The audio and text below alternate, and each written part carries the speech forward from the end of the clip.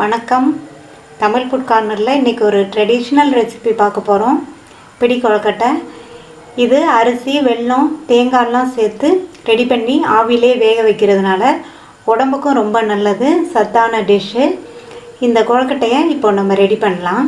ஒரு கடாயில் 1 கப் பச்சரிசி மாவு சேர்த்துட்டு அதை நல்லா வாசனை வர வரையும் வறுத்துக்கணும். மிதமான தீயில் வச்சுட்டு கைவிடாமல் வறுக்கணும்.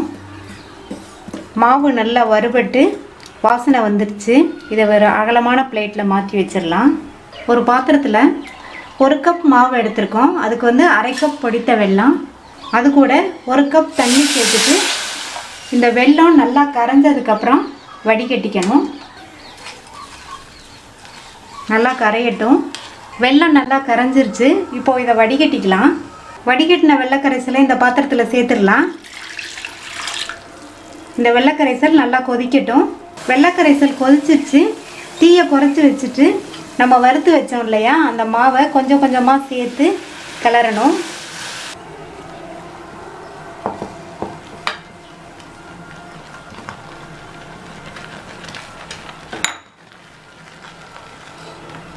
எல்லா மாவையும் சேர்த்தாச்சு. நல்லா கட்டி இல்லாமல் கிளறிக்கணும். எல்லா மாவையும் சேர்த்து கிளறினதுக்கப்புறமா 1/4 கப் தேங்காய் துருவல், 1/2 டீஸ்பூன் ஏலக்காய் பவுடர் சேர்த்துட்டு இப்போ நல்லா ஸ்டவ்வை ஆஃப் பண்ணிவிட்டு நல்லா கலந்து விட்டுறலாம். இது கொஞ்சம் ஆறுனதுக்கப்புறம் நம்ம நல்லா பிசையணும். ஒரு இட்லி தட்டில் 1 டீஸ்பூன் அளவுக்கு நெய் சேர்த்து நல்லா கிரீஸ் பண்ணி வச்சுருக்கேன். மாவு நல்லா ஆறிடுச்சு. கையில் இந்த மாதிரி நெய்யை தடவிக்கங்க. தடவிட்டு மாவுலேருந்து எடுத்து ஒரு சின்ன பால் சைஸ்க்கு எடுத்துக்கங்க. எடுத்துட்டு இப்படி வச்சு இப்படி ப்ரெஸ் பண்ணாலே பிடி கொழுக்கட்டை ஷேப் வந்துடும். இதை வச்சிடலாம்.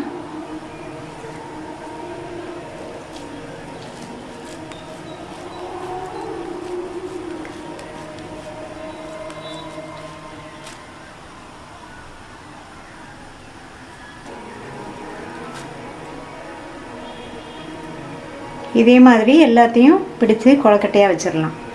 நான் இந்த கொழுக்கட்டைக்கு தேங்காய் துருவல் சேர்த்துருக்கேன். நீங்கள் தேங்காய் துண்டுகளை சின்ன சின்னதாக கட் பண்ணி கூட நீங்கள் சேர்த்துக்கலாம். அதுவும் நல்லாயிருக்கும். இட்லி பாத்திரத்தில் தண்ணி சேர்த்து கொதிச்சிட்ருக்கு. இந்த கொழுக்கட்டையை வச்சிடலாம். இது ஒரு 15 நிமிஷம் ஆகும் வேகட்டும். கொழுக்கட்டை வெந்துட்டுருக்கும்போது தீயை ஹை ஃப்ளேமில் வச்சிங்கன்னா தண்ணி தான் வற்றும், கொழுக்கட்டை வேகாது. மீடியம் ஃப்ளேமில் வச்சிங்கன்னா தண்ணி வற்றாமல் கொழுக்கட்டையும் கரெக்டாக வேகும். 15 நிமிஷம் ஆச்சு. கொழுக்கட்டை வெந்துடுச்சு. இப்போ எடுத்து வச்சிடலாம். வெந்த கொழுக்கட்டையை பிளேட்டுக்கு மாற்றியாச்சு. இது ரொம்ப ஈஸியாக பண்ணிடலாம். பிகினர்ஸ் கூட ரொம்ப ஈஸியாக பண்ணிடுவாங்க. இந்த கொழுக்கட்டையை ரொம்ப சுவையான பிடி கொழுக்கட்டை ரெடி ஆயிடுச்சு.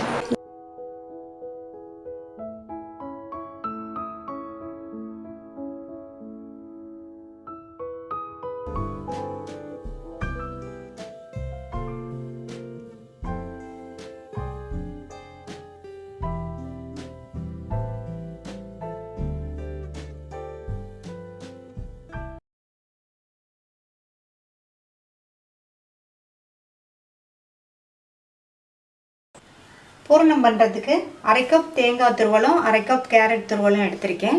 அதுக்கு 3/4 கப் பொடித்த வெல்லத்தை இந்த கடாயில் சேர்த்துட்டு கொஞ்சமாக தண்ணி சேர்த்து இந்த வெல்லம் நல்லா கரைஞ்சதுக்கப்புறம் வடிகட்டிக்கலாம்.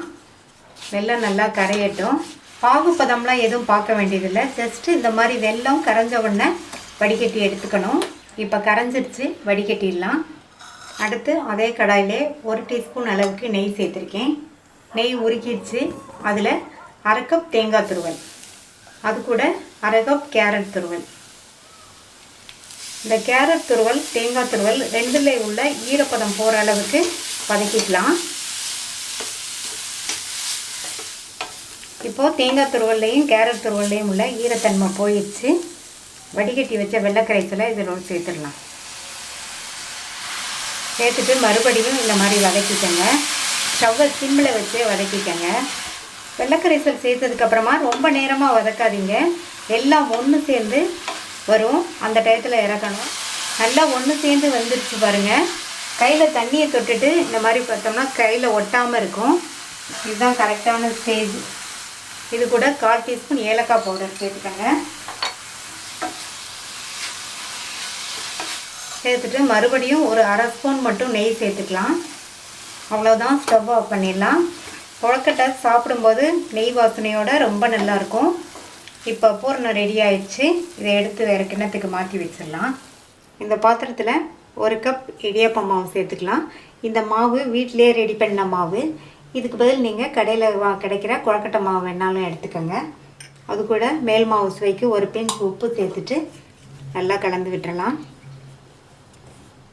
இந்த பாத்திரத்தில் 1/2 கப் தண்ணி சேர்த்துடலாம்.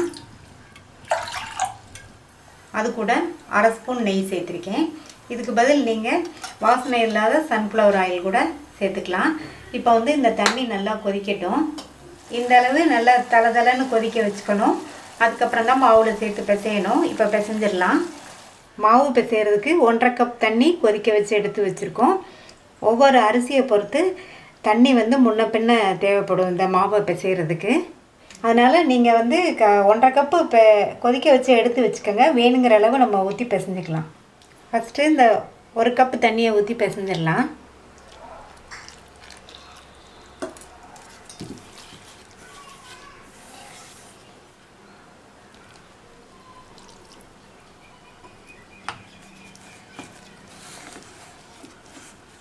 ஒரு கப் தண்ணி மட்டும் சேர்த்துருக்கேன். மாவு வந்து நல்லா கரெக்டான அளவுக்கு இருக்குது. மூடி வச்சிடலாம். ஒரு 2-3 நிமிஷம் வந்து அப்படியே இருக்கட்டும். அதுக்கப்புறம் பிசைஞ்சிக்கலாம். இப்போ 2-3 நிமிஷம் ஆச்சு. மாவு கை பொறுக்கிற அளவுக்கு சூடாக இருக்குது. இதை வந்து நல்லா பிசைஞ்சிடலாம். நல்லா பிசைஞ்சாச்சு.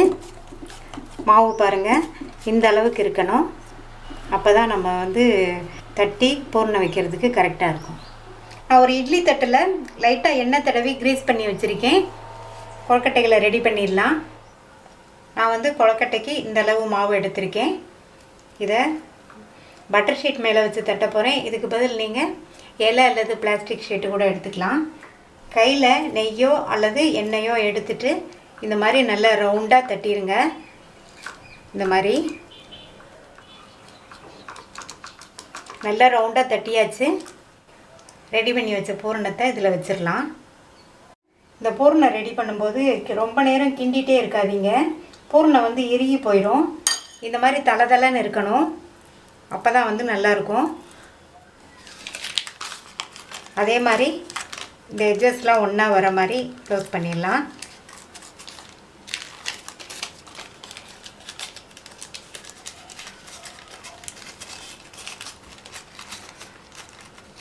இந்த பேப்பர் மேலேயே வச்சு நல்லா இந்த மாதிரி மூடிடுங்க.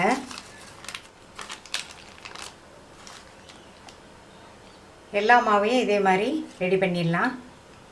ஒவ்வொரு தடவையும் நீங்கள் மாவு எடுக்கும்போது மீதி உள்ள மாவு வந்து மூடி வச்சுருங்க, இல்லைன்னா காஞ்சு போயிடும். கொழுக்கட்டையில் ரெடி பண்ணி இட்லி தட்டில் எடுத்து வச்சாச்சு. ஒவ்வொரு தட்டாக வேக வச்சு எடுத்துக்கலாம். இட்லி பாத்திரத்தில் தண்ணி கொதிச்சிட்ருக்கு. நல்லா கொதிச்சதுக்கப்புறம் தான் வைக்கணும். இப்போ கொழுக்கட்டை இதில் வச்சிடலாம். மூடி வச்சிடலாம். இது வேகிறதுக்கு 6லேருந்து 7 நிமிஷம் ஆகும். ஸ்டவ்வை வந்து மீடியம் ஃப்ளேமில் வச்சுக்கோங்க. ஹை ஃப்ளேமில் இருந்ததுன்னா தண்ணி வற்றிடும். இப்போ 7 நிமிஷம் ஆச்சு. கொழுக்கட்டை நல்லா வெந்துருச்சு. இப்போ இதை எடுத்து வெளியில் வச்சிடலாம். வச்சுட்டு அடுத்து உள்ள தட்டை உள்ளே வச்சிடலாம். அடுத்து உள்ள கொழுக்கட்டையும் வச்சாச்சு. மூடி வச்சிடலாம். கொழுக்கட்டை நல்லா வெந்துருச்சு. நல்லா சாஃப்டாக இருக்குது. நம்ம கொதிக்கிற தண்ணி ஊற்றி மாவு பிசைஞ்சதுனால சீக்கிரமாகவே வெந்துடும். இப்போ உடனே இந்த கொழுக்கட்டையை எடுக்க வேண்டாம். ஆறுனதுக்கப்புறம் தான் எடுக்கணும். உடனே எடுத்தோம்னா இட்லி தட்டில் ஒட்டிக்கும். இப்போ நல்லா ஆறிடுச்சு. எடுத்து வச்சிடலாம்.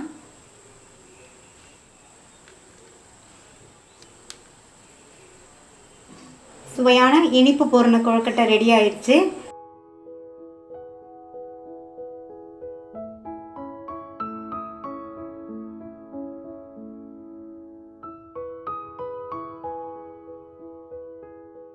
வெறுங்கடாயில் 10-12 போல் முந்திரி, 10-12 பாதாம் ஸ்லைஸ் பண்ணது ரெண்டையும் சேர்த்துட்டு நல்லா சூடி ஏறுற வரையும் வறுத்துக்கலாம்.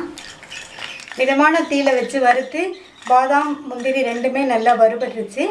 இப்போ இதை எடுத்து ஆறுனதுக்கப்புறமா லேஸ் குறக்குறப்பான பவுடரை அரைச்சிக்கலாம். அரை கப் பொடித்த வெல்லத்தை இந்த கடாயில் சேர்த்துடலாம். அது கூட 1 டேபிள் ஸ்பூன் தண்ணி. சாதாரணமாக தேங்காய் பூரணம் பண்ணுறதுக்கு இந்த வெல்லத்தோட 1 டேபிள் ஸ்பூன் அளவுக்கு தண்ணி சேர்த்தா போதும். முந்திரி பாதாம் பவுடர் சேர்த்து பூரணம் பண்ணுறதுனால இன்னொரு 1/4 கப் தண்ணி சேர்த்துக்கலாம். இந்த மாதிரி சேர்த்து வெள்ளை கரைசல் ரெடி பண்ணால் தான் பூரணம் வந்து கெட்டியாகாமல் இருக்கும். இந்த வெல்லம் நல்லா கரைஞ்சி வரட்டும். வெல்லம் நல்லா கரைஞ்சிருச்சு. இப்போ இதை வடிகட்டிக்கலாம். வடிகட்டின வெள்ளை கரைசலை கடாயில் சேர்த்துடலாம். அது கூட அரை கப் அளவுக்கு தேங்காய் துருவல் சேர்த்துட்டு ரெண்டையும் ஒன்றா இந்த மாதிரி மிக்ஸ் பண்ணிக்கங்க. இந்த மாதிரி கிண்டிகிட்டே இருக்கணும். தேங்காய் துருவலும் வெல்லமும் நல்லா ஒன்று சேர்ந்து வந்துடுச்சு. ரொம்ப நேரம் வெல்லம் சேர்த்ததுக்கப்புறமா கிண்டக்கூடாது, கெட்டி ஆயிரும் பூரணம். அது கூட முந்திரி பாதாம் பவுடரை சேர்த்துடலாம். சேர்த்துட்டு இதையும் நல்லா ஒன்றா கலந்து விட்டுருங்க. முந்திரி பாதாம் பவுடர் சேர்த்ததுக்கப்புறமா ஜஸ்ட் ஒரு பரட்டி விட்டால் போதும். ரொம்ப நேரம் கிண்டக்கூடாது. அப்படி கிண்டோம்னா பூரணம் வந்து ரொம்ப கெட்டி ஆயிரும். அடுத்து இது கூட 1/4 டீஸ்பூன் ஏலக்காய் பவுடர், 1 டீஸ்பூன் நெய் சேர்த்துக்கங்க. நல்லா வாசனையாக டேஸ்ட்டாக இருக்கும். சேர்த்துட்டு நல்லா மிக்ஸ் பண்ணி விட்டுடலாம். பூரணம் வந்து இந்த அளவுக்கு இருந்தால் தான் வந்து கொழுக்கட்டையில் வைக்கிறதுக்கு கரெக்டாக இருக்கும். ஆறுனதுக்கப்புறமும் கரெக்டான அளவில் இருக்கும். இப்போ ஸ்டவ் ஆஃப் பண்ணிடலாம். தேங்காய் பூரணம் முந்திரி பாதாம் சுவையோடு ரெடி ஆயிடுச்சு. கொழுக்கட்டைக்கு மாவு ரெடி பண்ணிடலாம். ஃபஸ்ட்டு இந்த பாத்திரத்தில் 1/2 கப் தண்ணி சேர்த்துக்கலாம். அது கூட 1 ஸ்பூன் எண்ணெய். எண்ணெய்க்கு பதில் நீங்கள் நெய் வேணாலும் சேர்த்துக்கங்க. தண்ணி நல்லா கொதிச்சிருச்சு. இந்த மாதிரி நல்லா தளன்னு கொதிக்கணும். அதுக்கப்புறம் தான் மாவு பிசையணும். இந்த பாத்திரத்தில் 1 கப் பதப்படுத்தின பச்சரிசி மாவு, மேல் மாவு சுவைக்காக கொஞ்சமாக உப்பு சேர்த்து நல்லா கலந்து விட்டுருங்க. கொதிக்க வச்ச 1/2 கப் தண்ணியை எடுத்து வச்சுருக்கேன். இதில் கொஞ்சம் கொஞ்சமாக சேர்த்து பிசைஞ்சிக்கலாம்.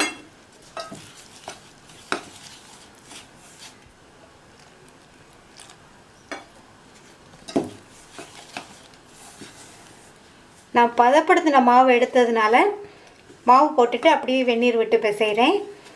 பதப்படுத்தாத மாவாக இருந்தால் நீங்கள் வெறுங்கடாயில் சூடு ஏறுற வரையும் வறுத்துக்கிட்டு அதுக்கப்புறமா பிசைஞ்சுக்கங்க.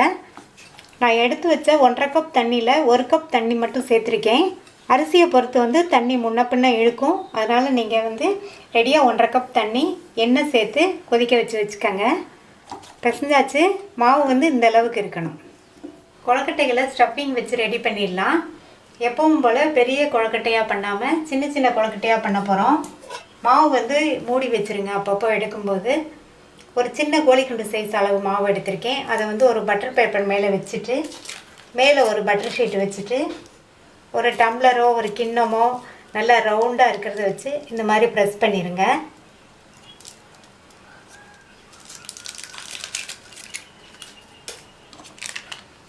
இப்போ இதில் வந்து ஸ்டஃபிங் எடுத்து வச்சிடலாம்.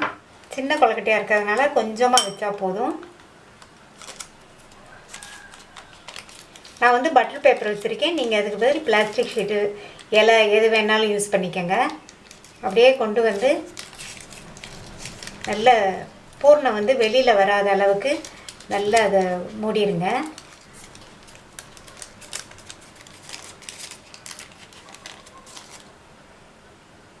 ரெடி ஆயிடுச்சு. நீங்கள் இந்த மாதிரி செய்யலாம். அல்லது மாவு எடுத்து வச்சுட்டு இந்த மாதிரி ரவுண்டாக ப்ரெஸ் பண்ணிவிட்டு விரல் வச்சும் நீங்கள் நல்லா ரவுண்ட் பண்ணிக்கலாம்.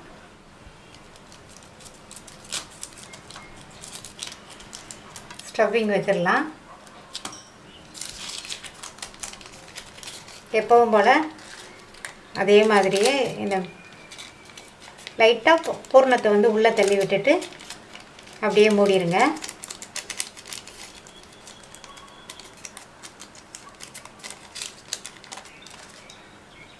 இதே மாதிரி எல்லாத்தையும் ரெடி பண்ணிடலாம். எல்லா கொழுக்கட்டைகளையும் பூரணம் வச்சு ரெடி பண்ணியாச்சு. ஒரு இட்லி தட்டில் கொஞ்சமாக எண்ணெய் தடவி க்ரீஸ் பண்ணி வச்சுருக்கேன். இட்லி தட்டில் எடுத்து வச்சிடலாம். இட்லி பாத்திரத்தில் தண்ணி கொதிச்சிட்ருக்கு. ரெடி பண்ணி வச்ச கொழுக்கட்டையை வச்சுட்டு மூடி வச்சிடலாம். மீடியம் ஃப்ளேமில் 5 நிமிஷம் ஆகும், வெந்துடும். 5 நிமிஷம் ஆச்சு. கொழுக்கட்டை நல்லா வெந்துருச்சு. இப்போ இட்லி தட்டை எடுத்து வெளியில் வச்சுட்டு நல்லா ஆற வச்சிடலாம். கொழுக்கட்டையெல்லாம் ஆறிடுச்சு. பிளேட்டுக்கு மாற்றிடலாம்.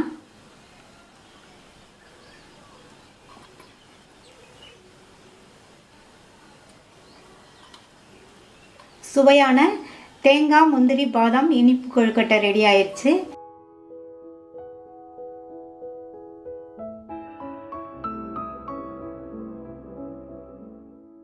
கழுவி காய வச்சு மிஷினில் அரைச்ச 1 கப் புழுங்கரிசி மாவை இந்த பாத்திரத்தில் சேர்த்துட்டு அது கூட தேவையான அளவு உப்பு சேர்த்து நல்லா கலந்து விட்டுறணும். நான் வந்து புழுங்கலரிசி மாவு எடுத்திருக்கேன். இதுக்கு பதில் நீங்கள் பச்சரிசி மாவும் எடுத்துக்கலாம், அதுவும் நல்லாயிருக்கும். இந்த பேனில் 1/2 டேபிள் ஸ்பூன் எண்ணெய் விட்டு சூடாகிடுச்சு. அதில் 1/2 டீஸ்பூன் கடுகு, 1/2 டேபிள் ஸ்பூன் உளுந்தம்பருப்பு, 1 டேபிள் ஸ்பூன் கடலைப்பருப்பு. இந்த பருப்பெல்லாம் நல்லா வறுபட்டு பொன்னிறமாக வரணும். இந்த மாதிரி பருப்பெல்லாம் பொன்னிறமாக வறுபட்டால் தான் கொழுக்கட்டையோட டேஸ்ட் வந்து நல்லாயிருக்கும். அது கூட பொடியாக கட் பண்ண கறிவேப்பிலை இலையை, பொடியாக கட் பண்ண 1 பச்சை மிளகாய், பொடியாக கட் பண்ண 1 காஞ்ச மிளகாய். இதையும் நல்லா எண்ணெயிலேயே வறுத்து விட்டுட்டு அது கூட 1/8 டீஸ்பூன் அளவுக்கு பெருங்காய பவுடர்,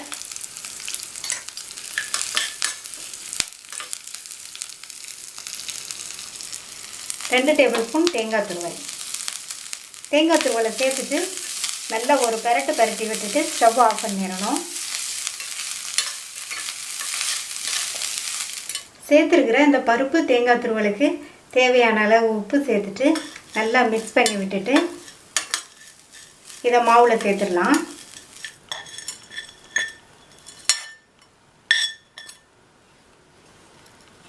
இந்த மாதிரி சேர்த்துட்டு எல்லாத்தையும் நல்லா ஒன்றா கலந்து விட்டுறணும்.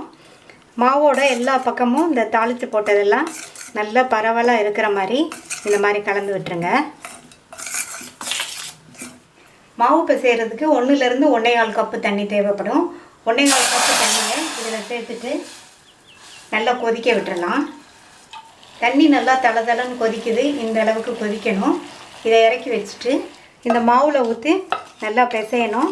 ரொம்ப சூடாக இருக்கிறனால கரண்டியோட பேக் சைடை வச்சுட்டு கொஞ்சம் கொஞ்சமாக சேர்த்து பிசைஞ்சுக்கணும். மொத்தமாக ஊற்றிட வேண்டாம்.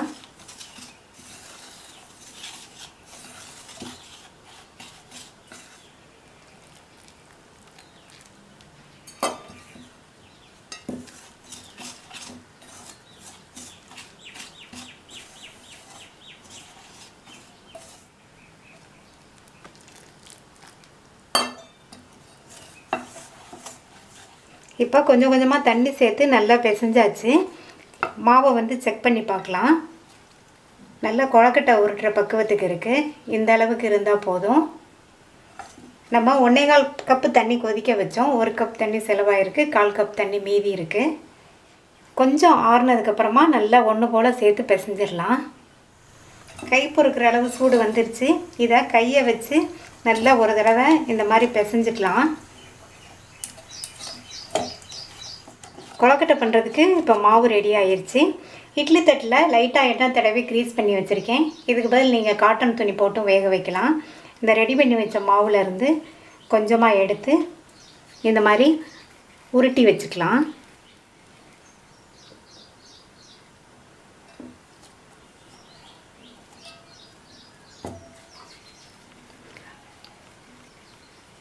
புழுங்கலரிசி மாவில் இந்த கொழுக்கட்டை பண்ணுறதுனால கொழுக்கட்டை வந்து நல்லா சாஃப்டாக டேஸ்ட்டாகவும் இருக்கும். எல்லா மாவையும் இதே மாதிரி உருட்டி வச்சிடலாம். இட்லி பாத்திரத்தில் தண்ணி நல்லா கொதிச்சிட்ருக்கு. இந்த மாதிரி கொதிச்சதுக்கப்புறம் தான் வைக்கணும். நம்ம உருட்டி வச்ச கொழுக்கட்டைகளை இதில் வச்சுட்டு மூடி போட்டு ஸ்டவ்வை மீடியம் ஃப்ளேமில் வச்சு 5 நிமிஷம் வேக வச்சுக்கலாம். ஏற்கனவே மாவை நம்ம நல்லா கொதிக்கிற தண்ணியில் போட்டு பிசைஞ்சதுனால 5 நிமிஷம் போதும் வேகிறதுக்கு. 5 நிமிஷம் ஆச்சு. கொழுக்கட்டையெல்லாம் நல்லா வெந்துருச்சு. ஸ்டவ் ஆஃப் பண்ணிவிட்டு இதை வெளியில் எடுத்து வச்சு ஆற வச்சிடலாம். டேஸ்டான சாஃப்டான புழுங்கலரிசி மாவு கார கொழுக்கட்டை ரெடி ஆயிடுச்சு. இந்த கொழுக்கட்டையை ட்ரை பண்ணி பார்த்துட்டு உங்கள் கமெண்ட்ஸை சொல்லுங்கள். தேங்க்யூ.